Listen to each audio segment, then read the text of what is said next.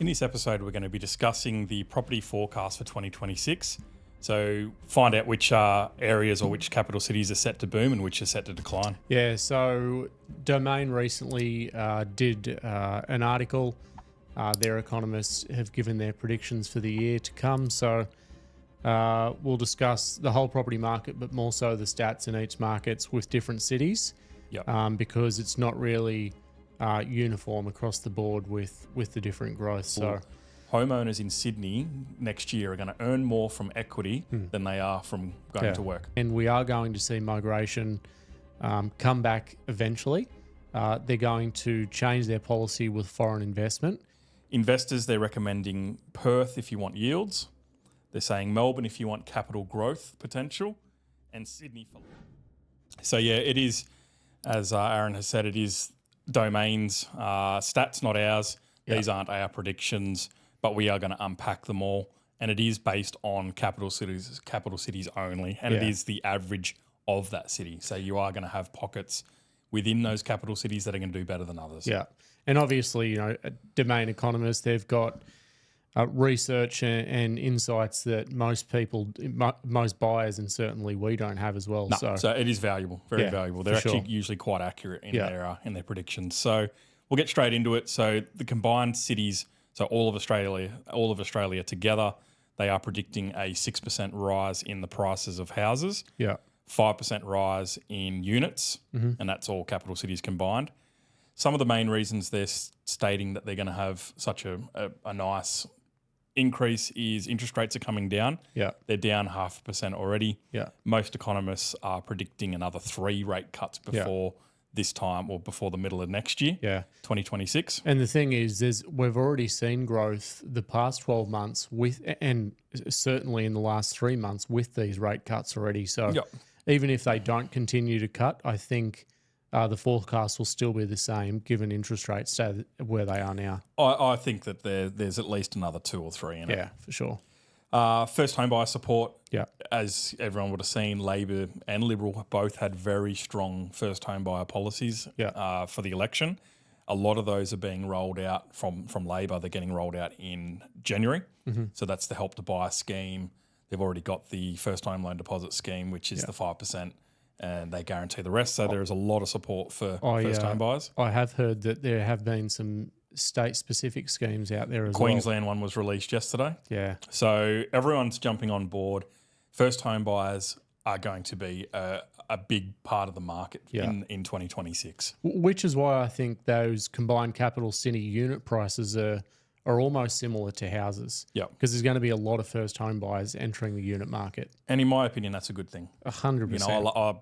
I love helping first home buyers. Yeah. It's simple as that. I love investors as well, obviously, but to get first home buyers into the market now, they're entering into a strong market too. Yeah, they're going to earn back their deposit in like the first 6 months. Yeah, exactly. So household incomes are growing as well as inflation eases, which is improving serviceability. That's a massive one. So people are going to be buying for more. Yeah, it's as simple as that. Supply shortfalls. Yeah. So that's a absolutely obvious one. There is. We're currently behind the 240,000 annual target. We're well below that. Yeah. Well below that. We've got supply not keeping up, but demand's obviously increasing with all of the incentives and affordability and incomes. So some of the downside risks that they're talking about that may prevent this from happening is affordability not increasing. Yeah. But as rates come down, that affordability will get better. And slowing migration. Yeah. Look, migration is certainly the downside, but the thing is, all of these things are just Band-Aids for the market, and we are going to see migration come back eventually. They're going to change their policy with foreign investment, and we're going to see another portion enter back into the market, which, this is just the forecast for the next sort of 12 months, but once that migration picks up, we're just going to see the market continue to run. So now we'll run through each of the capital cities and break it down. Some are going to do better than others, and some are actually starting to slow. I think, or they're saying the market is cooling. So before we touch on all the markets, obviously this isn't across the board. Sydney's forecast to do 7% house prices. There will be markets where Sydney goes backward. Oh, for sure. And there will be markets that Sydney does double that. Yeah, So- you can't just say Sydney as a whole. No. But this is an average. Yeah. So there's going to be some, for that to be an average, there needs to be some that are well below Yeah. the average and well above the average. Yeah. So house prices, 7% increase, taking them to an average of 1.83 mil. Still very high. Yeah. Unit prices up 6% with an average purchase price of 889,000. Again, that's quite high for an average unit. And there you go. That's just showing like a lot of people throw units under the bus or think they're not a good investment. They're predicting a 6% increase for unit prices. Again, some units will go backwards, some will make more than that. But if you're a first home buyer and need to enter that unit market, just enter the unit market because it's still good growth. And it's dependent on where you're buying a unit. Exactly. It always is. Yeah. You can't just say units are shit. Yeah. Units are shit if there's too many of them.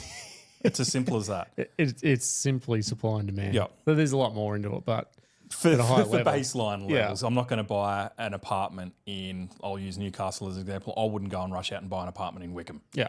There's too many there. Yeah. And there's too many high rises with more apartments getting built in that area. It's just what differentiates your market compared to somebody else's. Yeah. If there's an amount on the market at any one time. So some interesting stats with Sydney. Capital gains on median house is going to be around 112,000 per year, which outpaces the average pre-tax income of 103. Yeah. So basically homeowners in Sydney next year are going to earn more from equity than they are from going to work. And this is where we see that sort of acceleration of wealth, and people can't quite comprehend how people own these, $10, $20 million properties and how the market isn't going backwards. It's because all of these markets, all of these properties that people purchased 30, 40 years ago, Yep. and now all of these insane prices, they don't have mortgages on them, a lot of people. Buy and hold. I know a lot of people who are selling, $10, $20 million properties. They're downsizing to luxury units and they're paying cash for them. So, the market will continue to run. So it's... Get in the market as soon as you can. Yeah. So the price gap between houses and units is expecting to widen to 106%, meaning that they're 106% more expensive. Yeah. And that is obvious by those prices I've just mentioned. And it's because it is quite... Sydney has quite a lot of affordability issues, so it's going to have a strong reaction to rate cuts. Yeah, it's as simple as that. Melbourne, it's predicted houses to rise by 6% up to an average of 1.11. Yeah. Units up 5 to 5.84, which is still 3% below its peak in 2021. Yeah, right. See, So- there you go. That's houses breaking a record, but units Still haven't still recovered. below peak. They still haven't recovered, Yeah. but it is recovering. Affordability. So one of the key drivers in Melbourne is affordability compared to Sydney, as an example. Fast growing population levels, and some of the challenges in Melbourne, and we've had people comment on our podcast previously. Yeah. Some of the well-known challenges are tax. State taxes. They are one of the most highest. I think they are the highest stamp duty Yeah. in Australia. And there has been some issues previously with infrastructure, but I know they are investing pretty heavily in infrastructure in Victoria as a whole. Yeah. The thing is with those state taxes, it does deter a lot of investors, which is probably a good thing. So it's not putting pressure on that market. But like we discussed in the previous episode, they do have the fastest population growth across the country. Yeah. So although there are state taxes, there's still going to be a lot of owner-occupied buyers. There's still going to be a lot of people in Melbourne who know that market and want to invest in their own backyard. So there's going to be investments and owner-occupied purchases pushing that market regardless of state taxes. Yeah. So Brisbane, house prices expected to rise by 5% up to 1.09 mil. Units up 5% to 701, which is a record high. Yeah. So that sort of indicates that oversupply of units in Brisbane might be starting to even And out. it's almost an indication as well that house prices are starting to tap out relative to the incomes for Brisbane, and So there's a lot people more money flowing into that unit So market. people are moving to units instead, especially Yeah. first home buyers. Yeah. And that flows onto this next point, which is affordability challenges. So new home buyers now spend up to 50% Yeah. of their household income on mortgage repayments, which was 28% in 2019. That's massive. So it's doubled, essentially Yeah. doubled in 6 years, Yeah. 7 years by next year. And to put that into perspective, a lot of good Brisbane markets have done 100% growth over that time frame from 2019. But there's no way that the Brisbane market can continue to run at the rate that it is with incomes of 50% of their mortgage. So No, that will change with the rates coming down, obviously, yeah. but it won't go back to 28%. No, even if it still hovers around that 40%, it's still expensive for a lot of people. Still a lot. So population growth is easing in Brisbane, but the Olympics infrastructure is creating trade shortages Yeah. and really holding up construction. Yeah. And for anyone looking to buy in that Brisbane market still, even if it's an owner-occupier, but a lot of investors I know are still banking on that Olympics. Brisbane, like we just said, Brisbane has gone through a growth cycle. It can't continue to run until 2033 after the Olympics. Brisbane will contract before the Olympics and start to grow again around the Olympics timeframe. Yeah. So just putting that out there for Brisbane investors. Another interesting one for Brisbane is the average household size is growing. So that suggests that families are actually moving in together. So Yeah. kids might be moving back with mum and dad, or moving mum and dad in with the kids, vice versa. And that is related to cost of living. Yeah. Which, I mean, we discussed this with Emily Wallace on the podcast in Melbourne, where there needs to be somewhat of a cultural shift Yeah. because there are so many problems with the market. So Adelaide forecasting a rise of 4%, so one of the slower ones out of them, to an average of 1.05 million. Units only going up 3% to 586. Mm-hmm. And the mortgage repayments is now 55% of household income, which was 27%. Again, doubled in that time since 2019. And the thing is, like, Adelaide's very similar to Brisbane in that nature. It's done 100% growth. 55% of incomes going to mortgage repayments is unsustainable. But what really highlights there for me is the difference between unit to house prices. Yep. It's almost double to buy a house in Adelaide compared to a lot of the other markets where the unit to house price gap was smaller. So I think units will continue to do well in Adelaide once that affordability issue is sort of settled. So what they're saying overall is the high growth phase is likely over in Adelaide. Doesn't mean South Australia is completely out. No, and that's the thing. Pockets. It's personal preference as well. But if you're an investor looking to make money in the next 12 to 18 months and extract equity to purchase again, Adelaide might not be a goer.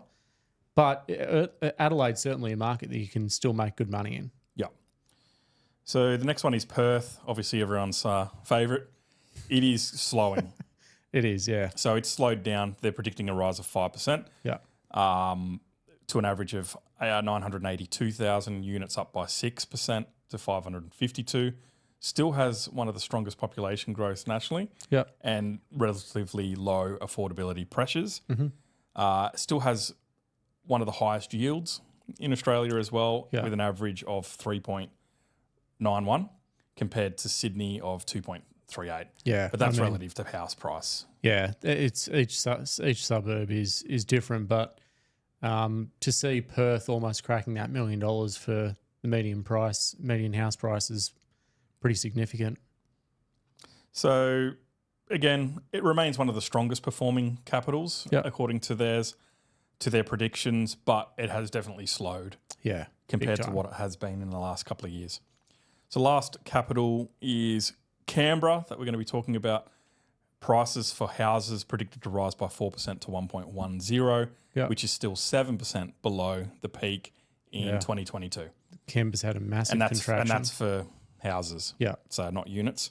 Units up 3% to 535, which is still 15% below the 2023 peak. Yeah. That's so big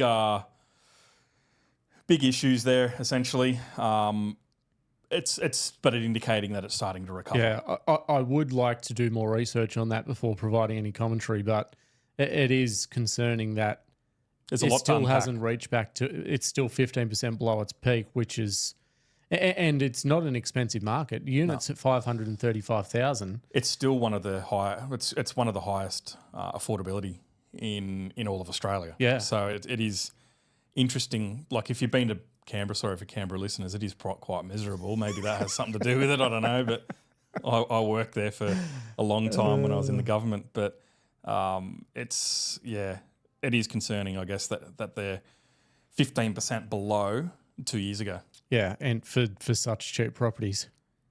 So some of the downsides they're saying is political stability and high public sector employment. So basically, Lack of economic diversity.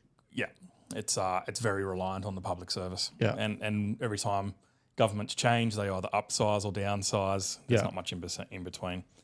So as a bit of a wrap up, some of the interest rate sensitive cities such as Sydney and Melbourne will start gaining momentum as rates come down.